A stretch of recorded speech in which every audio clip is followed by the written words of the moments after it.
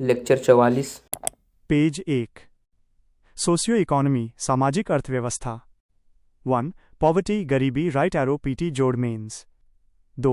Unemployment बेरोजगारी right arrow PT जोड़ mains. 3. Planning and Niti Aayog right arrow PT जोड़ mains.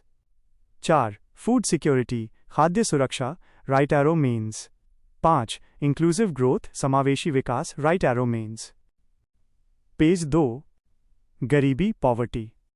गरीबी एक सामाजिक आर्थिक समस्या है, अर्थात यदि कोई व्यक्ति अपने जीवन की आधारभूत आवश्यकताएं जैसे भोजन, वस्त्र, आवास, स्वच्छता, शुद्ध पेयजल, स्वास्थ्य, बिजली, रसोई का ईंधन आदि को पूरा करने में सक्षम नहीं है, गरीबी कहते हैं।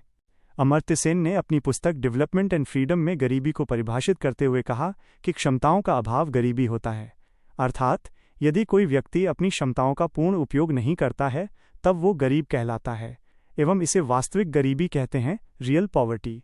अमर्त्य सेन को 1998 में नोबेल पुरस्कार मिला था। गरीबी के प्रकार: 1. मानवीय गरीबी ह्यूमन पॉवर्टी। 2. सापेक्ष गरीबी रिलेटिव पॉवर्टी। 3. निरपेक्ष गरीबी एब्सोल्यूट पॉवर्टी। पेज 3। मानवीय गरीबी ह्यूमन पॉवर्टी। ये एक बहुआयामी गरीबी है। ये आय की कमी को संदर्भित नहीं करता है।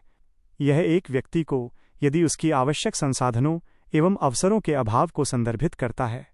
यदि किसी व्यक्ति को स्वास्थ्य, शिक्षा, आवास, शुद्ध पेयजल, बिजली आदि के समान अवसरों का अभाव प्राप्त नहीं हो रहा है, मानवीय गरीबी कहते हैं। यदि कोई व्यक्ति आर्थिक, सामाजिक, राजनीतिक अवसरों से वंचित है। रिलेटिव पॉवर्टी सापेक्ष गरीबी।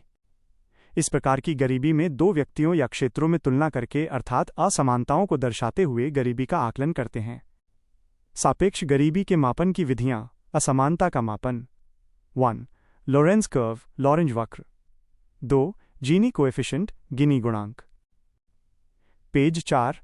लोरेंज कर्व लॉरेंज वक्र। इसकी अवधारणा 1905 में मैक्स ओ लोरेंज के द्वारा दिया गया था। यह एक ग्राफिकल मेथड है जिसके माध्यम से असमानता का मापन होता है। इसमें आय एवं धन के असमान वितरण के स्तर, level of income and wealth distribution को दर्शाया जाता है।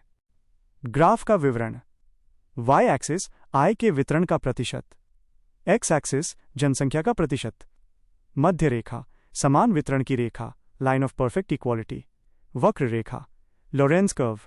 देश की आय का 40% हिस्सा 60% लोगों के पास है। पेज 5। जीनी कोएफिशिएंट गिनी गुणांक। इसकी अवधारणा 1912 में कोराडो जीनी के द्वारा दी गई। इन्होंने लोरेंज कर्व का उपयोग करके मैथमेटिकल मेजरमेंट गणितीय माप के माध्यम से डिग्री ऑफ इनकम इनइक्वालिटी आय के असमानता की डिग्री को बताया है। इसके अंतर्गत जी हमेशा 0 और 1 के बीच होता है, जहां 0 पूर्ण समानता और 1 पूर्ण असमानता को इंगित करता है। इसका फॉर्मूला है: ग्राफ का विवरण: वाई एक्सिस आय का प्रतिशत, एक्स एक्सिस जनसंख्या का प्रतिशत, रेखा समान वितरण की रेखा, यह 45 डिग्री की सीधी रेखा होती है। क्षेत्र ए समान वितरण की रेखा और लॉरेंज वक्र के बीच का खाली स्थान। क्षेत्र बी लॉरेंज वक्र के नीचे का पूरा हिस्सा। पेज 6। इस पेज में 4 अलग अलग स्थितियों केसेस के माध्यम से यह समझाया गया है कि समाज में धन का बंटवारा कैसे बदलता है। केस 1 पूर्ण समानता। गणना विवरण: यहां गिनी गुणांक का मान 0 है। इसका अर्थ है समाज में हर व्यक्ति के पास बराबर धन है। ग्राफ में कोई झुकाव नहीं है, वक्र और समान वितरण की रेखा एक ही हैं। केस 2 असमानता। गणना विवरण: यहां मान 0.4 है, जो दर्शाता है कि असमानता की शुरुआत हो चुकी है। समाज के कुछ लोगों के पास दूसरों की तुलना में अधिक धन है। केस 3 अधिक असमानता। गणना विवरण: यहां मान बढ़कर 0.6 हो गया है, जिसका अर्थ है अधिक असमानता। यह समाज में अमीर और गरीब के बीच बढ़ती हुई खाई को दर्शाता है। केस 4 पूर्ण असमानता।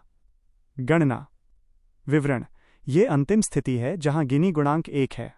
यह पूर्ण असमानता को दर्शाता है, जिसका अर्थ है कि देश का सारा धन केवल एक हाथ में है और बाकी सब 0 पर हैं।